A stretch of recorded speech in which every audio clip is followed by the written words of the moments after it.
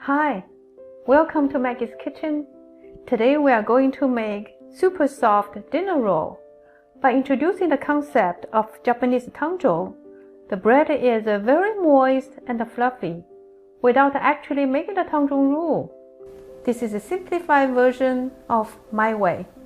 Let me quickly show you how to make them. In 485 grams of all-purpose flour, add 9 grams of salt, 20 grams of sugar.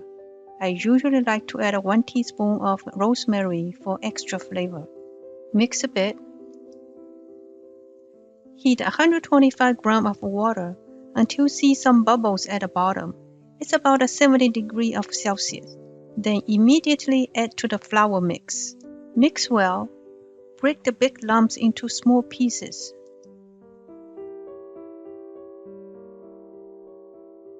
Then cover, let it cool down. In 165 grams of room temperature milk, add 1 large egg, 2 grams of dry yeast. Stir well.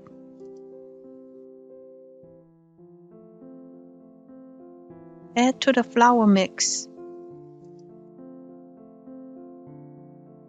Mix with a spatula.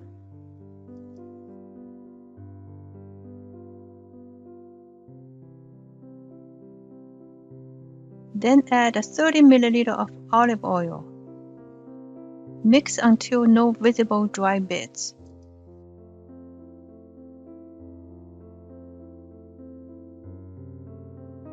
Then cover, let the dough rest for 30 minutes to 1 hour. The dough is kind of soft and wet. It's easier to handle with a stretch and fold. Here's the first stretch and fold. Grab 1 corner of the dough, lift it up without breaking the dough as much as you can. Then fold. Turn the ball, grab the dough, stretch and lift, and then fold again. After 4 or 5 times stretch and folds, switch to slap and folds and do it for a few times. The dough is kind of sticky at this point. If you feel it's too sticky, dip the finger in the water. Do not add flour. You can feel the dough is getting smoother and stronger compared to where we started. It can be lifted as a whole piece when we're doing slap and folds. After first stretch and folds, cover and let the dough rest for another 30 minutes. I did a total of 5 stretch and folds this time. This is how the dough looks like before the 5th stretch and fold. My kitchen is kind of warm on that day. Even I only add 2 grams of dry yeast. The dough is already start to rising, so you cannot use a window pane test in this case. Then how do I tell if the dough is ready for fermenting? When you touch the dough, you feel like touch baby skin. Smooth and springing, not tacky, not sticky to your hands.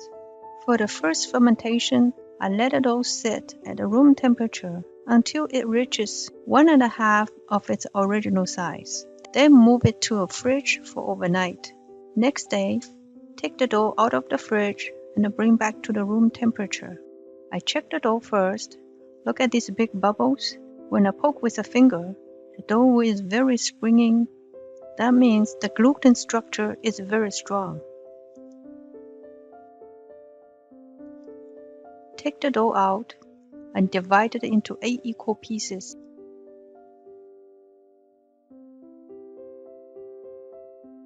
Pre-shape each piece into a small ball. This dough is kind of sticky, so I use a scraper to help me to shape the dough. The scraper is almost like an extension of my hand when I'm handling sticky dough.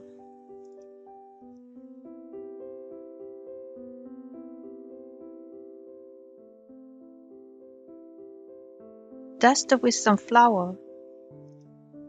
Then cover, let the dough rest for 15 to 20 minutes before final shaping.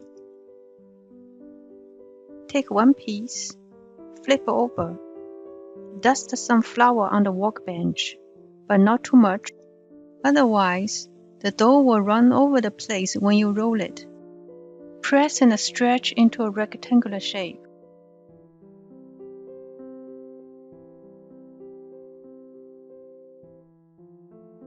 First fold in 10 2 clock of corners. Then roll the dough into about 8 inches long, or the length you would like. Make sure you will seam the bottom.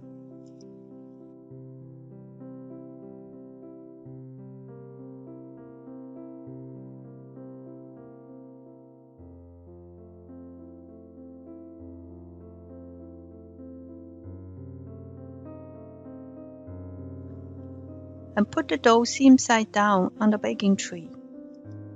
And then cover for final proof for about 45 to 50 minutes, depends on the temperature. A final check before baking. Poke with a finger. The dough bounces back very slowly and still leave a small indentation. It's ready for baking. Scoring here is just for my own test. It's not necessary. Preheat oven at 400 Fahrenheit, middle or lower rack. Bake for 12 minutes. Then I broil for 2 minutes until the top is golden brown. This is how it looks like when it's coming out of the oven.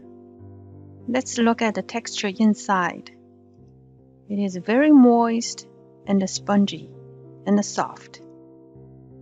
I like to eat with my homemade pesto. It's also delicious making sandwich, garlic bread, the way you want. I hope you will like it. And as always, thank you for watching. See you soon.